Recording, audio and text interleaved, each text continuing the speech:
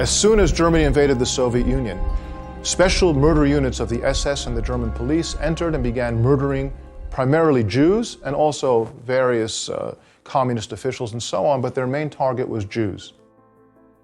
But by the end of 1941, in that first stage, the first 6 months of murder, they had already murdered 800,000 Jews or even more, but the murder expanded gradually, beginning in the second half of the summer of 1941, with discussions inside of Nazi Germany about bringing other Jews into this picture of murder. Because as Germany now looked around and saw they had even more millions of Jews under their rule, and there is nowhere to send them, and there is no other solution, they felt themselves, ironically, trapped.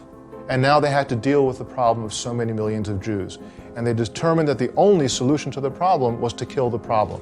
But it was a process to reach that decision. They began discussing including the Jews of the Third Reich in the murder.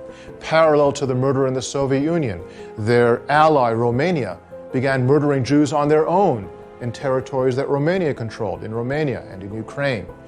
And particularly inside of Poland, one SS general named Odilo Globocnik began organizing plans to murder the Jews of the areas of Poland where he had influence, which included more than 2 million Jews, and that became later on what was known as Operation Reinhard.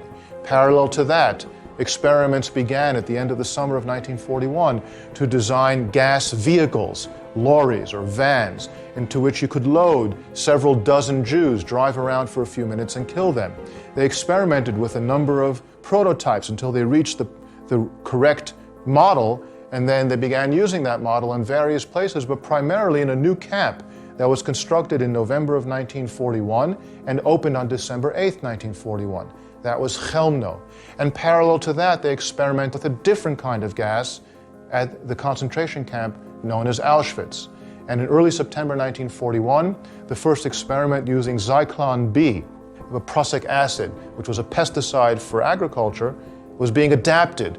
And the experiment was found to be successful enough that they then embarked upon improving on the model and looking to build gas chambers that would use that method of gassing.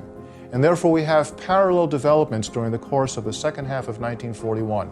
Massive shooting, gas vans, murder in other places, planning on bringing Jews from all over Europe into the murder areas that were being prepared, and murder by the exhaust of engines, Operation Reinhard, being planned by Globocnik.